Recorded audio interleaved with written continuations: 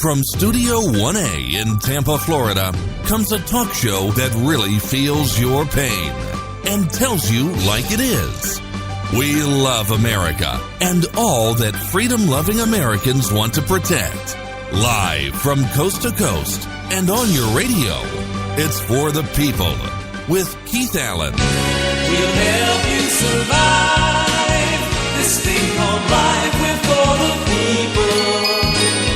Whatever your source of stress or strife, for the people is there.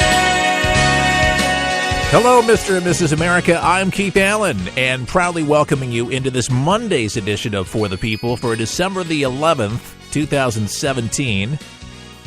Over the weekend, I had to send out a Facebook message to all my listeners that have really been there for me, listened to me, and encouraged me through a process that really has blown me away in many respects. And I wanted to explain myself a little bit in detail today and also invite your calls.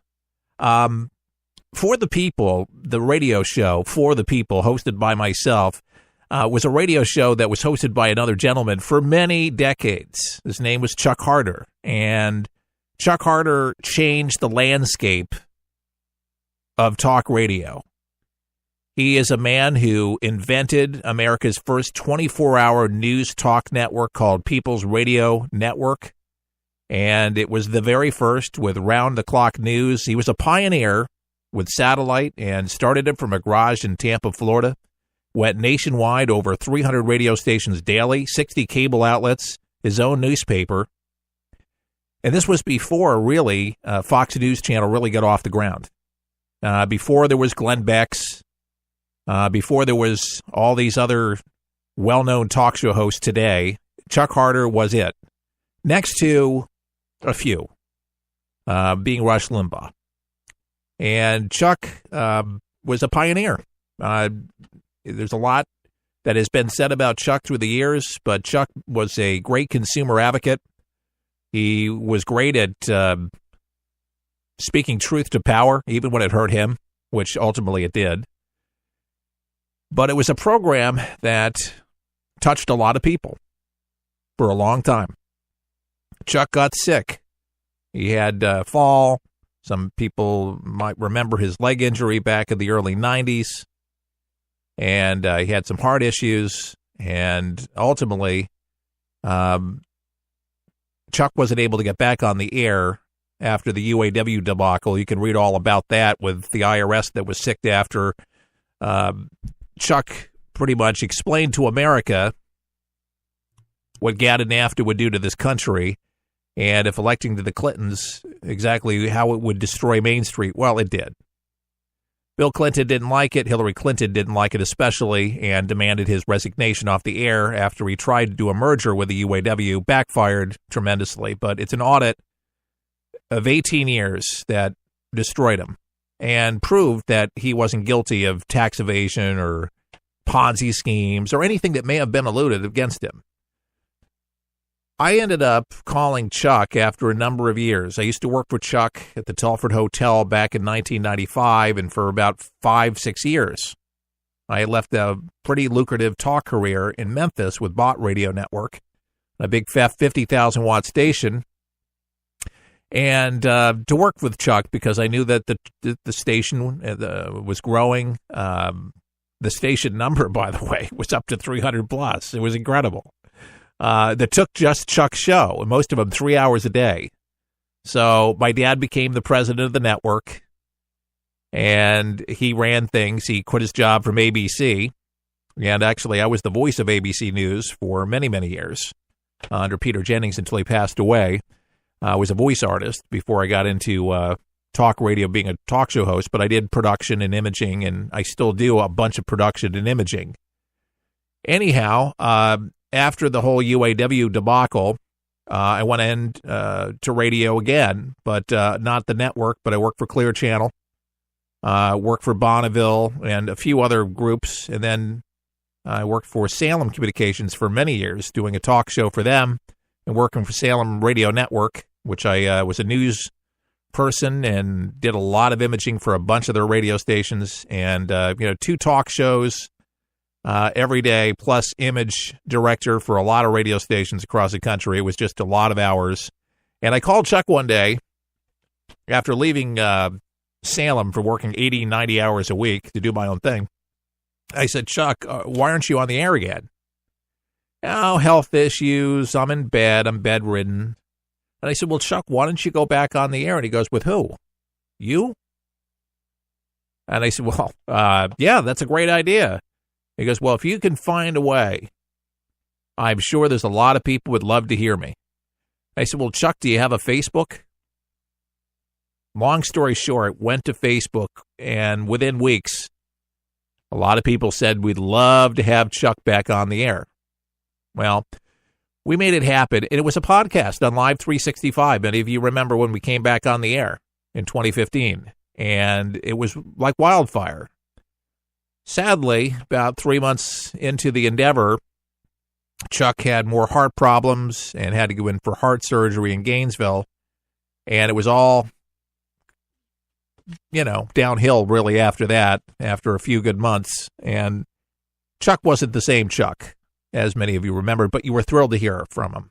And a lot of you said we made a great team, and I agreed. I thought it was terrific. So Chuck was absent more times than he was present, and I ended up having to carry the show. And I really had to make it my own show. And a lot of you allowed me the microphone, and then many radio stations came aboard, even without Chuck, to take the show because they just had fond memories of For the People and what Chuck did. And we had a great relationship for many, many years and still do. We've known each other for over 20 years. He employed my dad. He was best friends with my dad from New York. He put my dad on. Chuck was on in New York City at WMCA, the station that I first got my start in radio. There's a lot of history here, and it would take tons of hours to explain it in full. But I'll tell you some of the stories. But I want to hear from some of you today at 813-423-TALK on what For the People is meant to you, whether it's with me or fond memories from calling in the first time or remembering calling in with a question you had or a comment. But if you have anything that you'd like to say about For the People, either my show or Chuck's show, it's 813 area code. 813-423-8255. That's 813-423-8255 if you'd like to dial in right now. But this program is going to be my final program for weekdays. We're going to do a weekend For the People broadcast that'll be available for stations that want to take it. But we have been listener supported ever since we went back on the air back in 2015. And there was a lot of support in the beginning, and then it kind of dried up to where we couldn't even pay our internet bill. And we've had so many Facebook entries, so many people that wrote in and said, why don't you get sponsors for the radio show? Well, it sounds great, but who's going to give them the ratings, and who's going to make the phone calls, and who's going to persuade them? We're on, several radio stations across the country. We're not just a podcast, so there's value there, but it takes more than just, getting somebody on the air for a minute. It takes a lot of prowess, and it takes a lot of energy and more than one person to do it, and that's basically a one-man shop. It's really tough to do when you're running your mouth and then trying to feed your family when you're not on the radio. But on any given day, just to kind of give you an idea to put together a show, you're looking at 3 to 4 hours preparation, okay? With reading the news, going through the nation's newspapers, planning at an angle rather than just throwing a show together and basically doing it at the seat of your pants. I've never wanted to do a radio show. No, I can do a show like that, but it was never my intention to do it. I wanted to put together a meaningful program that would actually reach people and inform people and have talking points that actually mattered rather than just running my mouth nonstop like a lot of talk show hosts do, and they intelligently don't give you thoughtful commentary or discussion about it other than a lot of foolish garbage, is what I'll have to say with a lot of radio shows. They're not real. A lot of them are just, really fake. Anyhow, it's been really tough to do on a shoestring budget, and I've had some supporters that have been terrific, giving $5, $10 a month, $25 a month, but it's not even, equaled $160 a month, literally. And again, it's made it, it's helped, it's encouraged, it's been great. It's just not been quite enough. And I have been trying to stay away from corporate dollars because a lot of times, when you get the corporate dollars, people don't let you do what you want to do. Get a lot of censorship, and they don't like your views on issues like, abortion. Don't talk about that. Don't talk about your evangelical Christian views. And things like a lot of groups just don't want you to do that. I like a free platform, and I thought, well, perhaps maybe we could just garner enough support where I wouldn't get rich, but we'd do all right. And it just, we couldn't even sell, what did we sell? Maybe 10 coffee mugs. And we've been advertising the brand new batch of coffee mugs for, 3 months. For $19.99 plus, $3 shipping and handling or something like that. Real basic stuff, but beautiful logo and all that. It's just, again, there's just not enough support even for the little things. And it takes that. So you say, get sponsors. Well, if you don't get results for the sponsors, and I can't sell more than 10 mugs, and it has nothing to do with selling power, because then I go back and say, well, if the talk show host was so terrific, he could sell anything to anybody. Well, we did for 3 years. We sold a bunch of books of Chuck's and Chuck merchandise, and we raised money for Chuck. And for things like that, for a cause stuff, we actually did. If it was an iPad for Chuck, it was things like it. Money came through, no problem. But to keep it on the air on a monthly basis, anyways, you get the point. But I have enjoyed immensely being on the radio and talking about the daily events around our country, around the world that affect you and I. This morning, I'm looking at the Port Authority explosion, and I'm like, well, there's a story right now. We could get right into that. We could talk about that. And, yeah, another terrorist attack in New York. I guess we'll just spend a little time talking about that right now to kind of give you something today. But a Bangladeshi man reportedly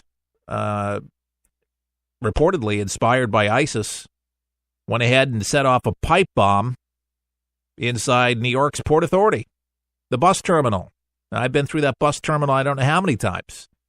That's just the way to get around. And if I was going to visit my mother, I'd take a decamp bus into New York City, right from Port Authority. And this was rush hour, folks, right at the early morning hours. Akwad Ullah, 27-year-old Bangladeshi guy, set off what authorities are saying is a low-tech device with a subway passenger tube-shaped, whatever you want to call it, if you've never been in one of those, but before 7:30 in the morning, so dangerous, it's not even funny. 7:30 in the morning, New York Governor Andrew Cuomo said in a news conference that Ullah suffered burns and wounds to his abdomen and hands. It appeared to be the only person seriously injured in the pipe bomb explosion. So that's good news, considering. There were 3 people apparently suffered minor injuries, including ringing in the ears and headaches, but they're all in stable condition. They're trying to keep this 27-year-old Aqid Ullah alive, but they're going to treat him like an enemy combatant. And this is like, I believe, the first time that we've done that ever. We didn't do that to any of the 9/11 folks or anything like that. Oh, wait a second. They imploded. This was the first in history, but the military has them. Yep, they've been given over to the military. Yeah, so they're going to take good care of them. It'll be interesting to see what news comes out of that. But ISIS-inspired, it's a reminder, folks, as the governor has said,